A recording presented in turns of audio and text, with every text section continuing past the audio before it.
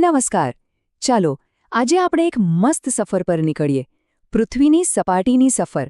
આપણે જોઈશું કે આ પર્વતો, ઉચ્ચ પ્રદેશો અને મેદાનો જે આપણા ગ્રહને આટલો સુંદર બનાવે છે એ આખરે છે શું અને બને છે કેવી રીતે.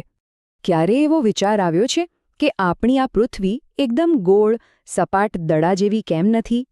આનો જવાબ છે ને એ પૃથ્વીની અંદર અને બહાર સતત ચાલતી કેટલીક જબરદસ્ત કુદરતી તાકાતોમાં છુપાયેલો છે.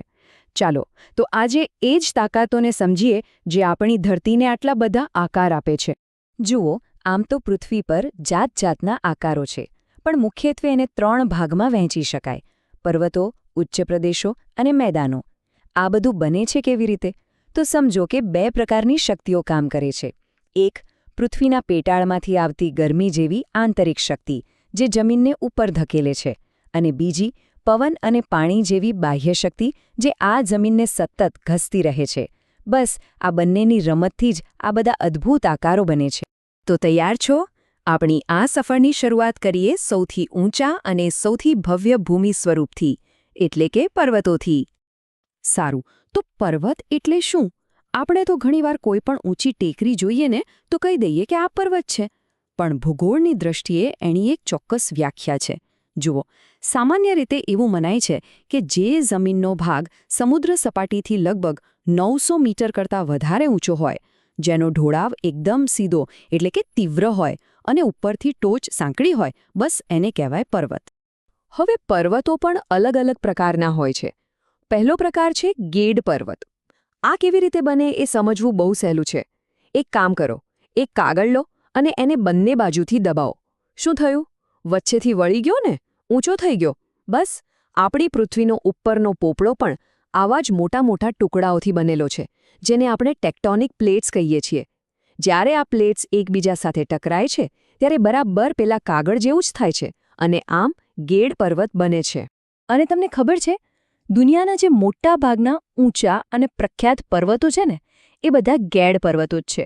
જેમ કે એશિયામાં આપણો હિમાલય, યુરોપમાં આલ્પ્સ પર્વતમાળા અને ઉત્તર અમેરિકામાં રોકીઝ અને દક્ષિણ અમેરિકામાં એન્ડીઝ. આ બધા એના જ ઉદાહરણો છે. પર્વતોનો બીજો પ્રકાર છે ખંડ પર્વત. આમાં શું થાય કે જમીનનો કોઈ મોટો ટુકડો હોય એ ભૂગર્ભમાં થતી હલચલને કારણે તૂટી જાય. હવે એ તૂટેલા ટુકડાઓમાંથી અમુક ભાગ ઉપર ઊંચકાઈ જાય અને અમુક ભાગ નીચે બેસી જાય. જે ભાગ ઉપર રહી ગયો એ બની ગયો પર્વત અને જે નીચે ધસી ગયો એ બની ગઈ ખીણ. અને આપણા ભારતમાં પણ આવા ખંડ પર્વતો છે, જેમ કે દક્ષિણમાં નીલગિરી પર્વતો અને મધ્ય ભારતમાં સાતપુડા અને વિંધ્યની પર્વતમાળાઓ. આ બધા ખંડ પર્વતોના જ સરસ ઉદાહરણો છે. હવે આવે છે ત્રીજો પ્રકાર, જ્વાળામુખી પર્વત. આનું નામ સાંભળીને જ ખ્યાલ આવી જાય. જ્યારે જ્વાળામુખી ફાટે ત્યારે અંદરથી ગરમાગરમ લાવા, રાખ બધું બહાર ફેંકાય. પછી આ બધું ઠંડુ પડે અને જમા થતું જાય. ફરી જ્વાળામુખી ફાટે, ફરી લાવા જમા થાય. આમ એક પર એક થર જામતા જાય અને ધીમે ધીમે એક શંકુ આકારનો પર્વત તૈયાર થઈ જાય છે. દુનિયામાં આવા ઘણા પ્રખ્યાત જ્વાળામુખી પર્વતો છે, જેમ કે ઇટાલીમાં વેસુવિયસ, ઇક્વાડોરમાં કોટોપેક્સી અને જાપાનનો ફુજિયામા તો બહુ જ જાણીતો છે. અને હા, આપણા ગુજરાતમાં પણ પાવાગઢ અને ગિરનાર, આ બંને પર્વતો જ્વાળામુખીથી જ બનેલા છે. અને હવે પર્વતોનો ચોથો અને છેલ્લો પ્રકાર, અવશિષ્ટ પર્વત. આનું નામ જ જુઓ, અવશિષ્ટ એટલે કે બચેલો ભાગ. આ ખરેખર તો એક સમયે બહુ જ ઊંચા અને મોટા પર્વતો હતા, પણ લાખો કરોડો વર્ષોથી પવન, પાણી, વરસાદ આ બધાએ એને સતત ઘસ્યા છે. એટલે હવે એ ઘસાઈને નાના અને નીચા થઈ ગયા છે. આનું સૌથી શ્રેષ્ઠ ઉદાહરણ આપણા ભારતમાં જ છે, અરવલ્લીની પર્વતમાળા. તમને જાણીને નવાઈ લાગશે કે આ દુનિયાની સૌથી જૂની પર્વતમાળાઓમાંની એક છે. આ સિવાય પારસનાથ અને રાજમહેલની ટેકરીઓ પણ અવશિષ્ટ પર્વતો જ છે. ચાલો, તો પર્વતોની ઊંચાઈઓ તો આપણે સર કરી લીધી. હવે ત્યાંથી થોડા નીચે ઉતરીએ અને આપણી સફરના બીજા પડાવ પર પહોંચીએ. આ જગ્યા છે વિશાળ અને સપાટ ઉચ્ચ પ્રદેશો. એને ટેબલલેન્ડ પણ કહેવાય છે, જાણે કે ધરતી પર મૂકેલું કોઈ મોટું ટેબલ. તો આ ટેબલલેન્ડ એટલે કે ઉચ્ચ પ્રદેશ બરાબર છે શું? બહુ સિમ્પલ છે. આ એવો જમીનનો ભાગ છે જે આજુબાજુના વિસ્તાર કરતાં ઊંચો હોય.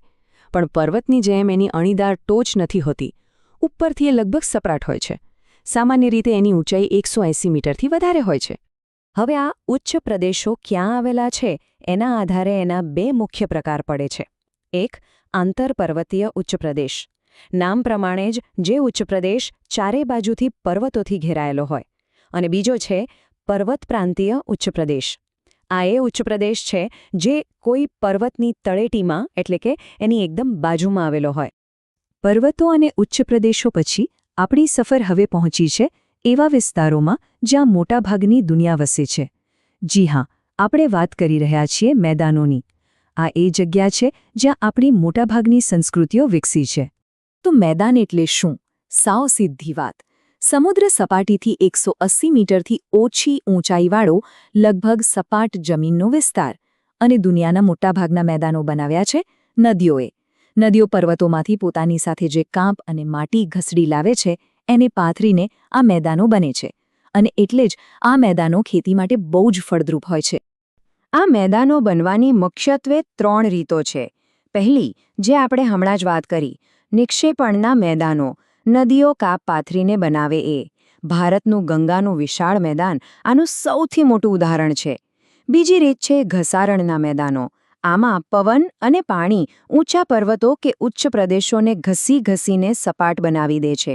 અને ત્રીજી રીત છે રચનાત્મક મેદાનો. આ ત્યારે બને જ્યારે સમુદ્ર કિનારાની જમીન કોઈ કારણસર ઊંચી આવી જાય. સારું, તો મોટા ભૂમિ સ્વરૂપોની વાત તો થઈ ગઈ. હવે એક ફટાફટ રાઉન્ડ થઈ જાય. એવા કેટલાક રસપ્રદ આકારો વિશે જાણીએ જે ત્યાં બને છે જ્યાં જમીન અને પાણી એકબીજાને મળે છે.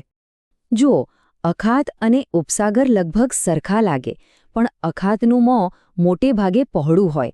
પછી આવે ટાપુ, જેની ચારે બાજુ પાણી હોય, એકદમ સિમ્પલ. અને દ્વીપકલ્પ, એટલે જેની 3 બાજુ પાણી હોય, જેમ કે આપણું દક્ષિણ ભારત. અને છેલ્લે છે સામુદ્રધ્વનિ, જે 2 મોટા સમુદ્ર કે દરિયાને જોડતી એક સાંકડી પાણીની પટ્ટી જેવું હોય છે. તો આખી સફર કર્યા પછી એક સવાલ મનમાં આવે કે આ બધા આકારોમાંથી પર્વત, ઉચ્ચ પ્રદેશ, મેદાન, આ બધામાંથી આપણા માટે એટલે કે માણસો માટે સૌથી વધારે મહત્વનું કયું હશે? જવાબ એ છે કે બધા જ જરૂરી છે. દરેકનું પોતાનું આગવું મહત્વ છે. જુઓ, મેદાનો આપણને ખાવા માટે અનાજ અને રહેવા માટે ઘર આપે છે. પર્વતોમાંથી આપણને પાણી મળે છે.